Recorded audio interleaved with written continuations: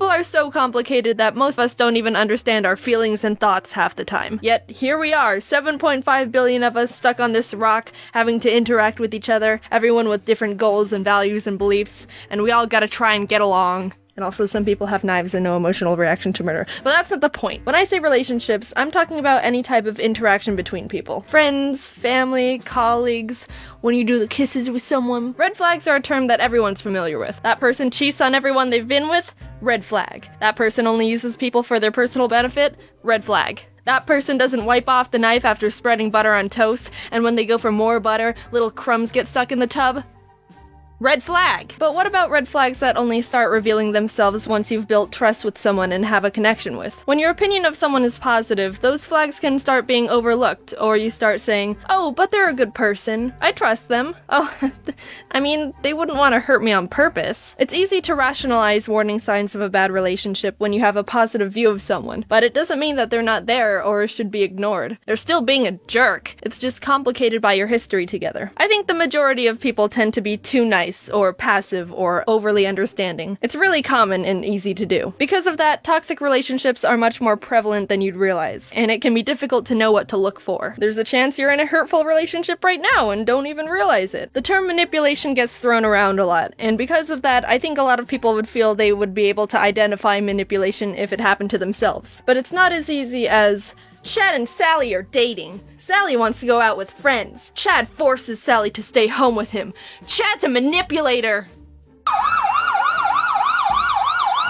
Yeah, that's actually a super common manipulative situation. But the way manipulation works is that it builds up slowly over time and is almost entirely emotional. Chad might instead start isolating Sally from her friends by nitpicking things he doesn't like about an individual person at a time.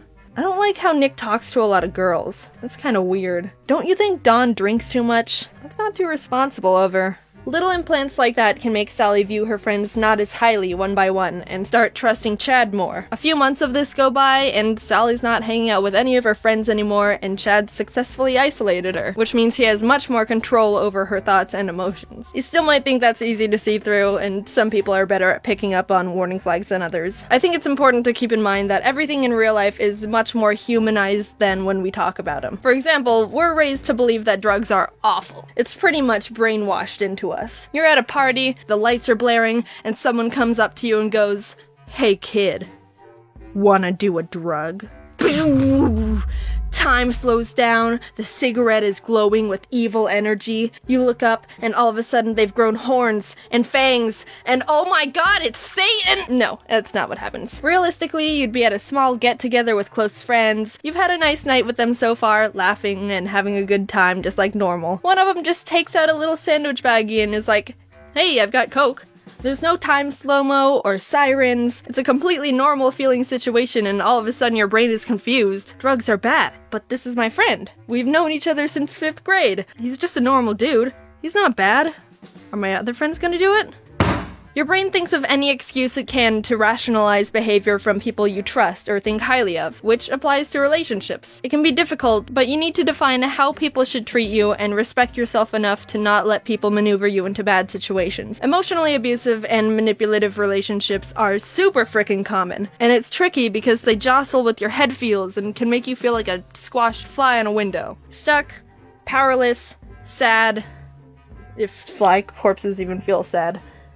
I mean, I guess they're just dead. Emotional blackmail is a way to control or manipulate someone by using guilt, fear, and obligation against them. Is someone passive-aggressive, overly controlling? Do they use threats like, "Do this or I'll hurt you," or even, "Do this or I'll hurt myself"?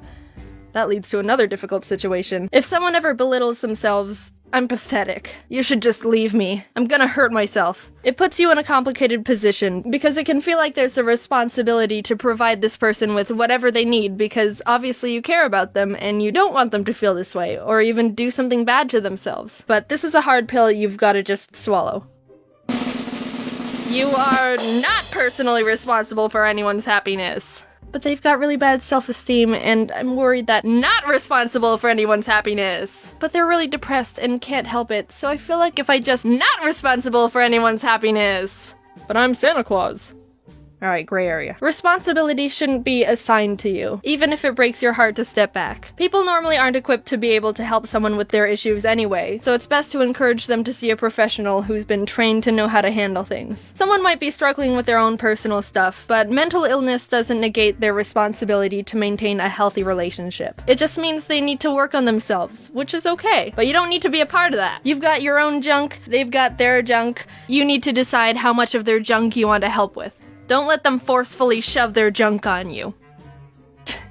I like to imagine I'm my own little ecosystem, and I do my best to maintain it every day. If there's a person or a relationship I have that just feels like pollution in any way, maybe it started off well, but slowly started feeling damaging, then I've gotta just step back and ask myself if I need to kick them off my planet. It sounds harsh at first, but you really can't drop your responsibility to maintain your ecosystem in hopes to improve someone else's. Who's gonna watch your ecosystem? No one. Because that's your responsibility. Communication is the most important way to know if you can work on fixing the relationship or need to cut it. Hey dude, can you stop dumping toxic waste into my ocean?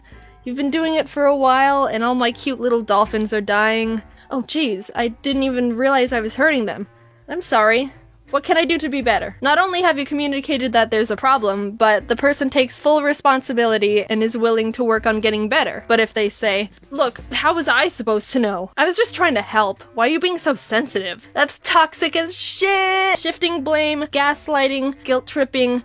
Catch this deportation. Let them know how they're affecting you, set boundaries on how much you can give, and make sure you both have your own support systems so you don't have to just rely on each other. If things don't change, look at your behaviors as well. Do you feel like you need to justify or explain their actions too much? Do other people you trust not like them? People can get stuck accidentally blaming themselves or over-rationalizing things that are just not right in the first place. And don't forget that you can also be doing things wrong too. Self-reflect a bit. Verbalize your feelings. Ask yourself, am I being an asshole? Why are you doing things? Out of spite? Anger? Jealousy? It's tough to admit your faults, but it's more important to be 100% real and brutally honest with yourself if you're gonna maintain a 100% real relationship. People who manipulate most often don't realize they're being manipulative. No one wakes up and is like, haha, I'm gonna be super manipulative today. Think about your contributions to your relationships and how they affect things. It's okay to admit when you've messed up. It's more messed up to turn a blind eye and keep being a jerk. It takes a lot to break off any sort of relationship because it can feel like a defeat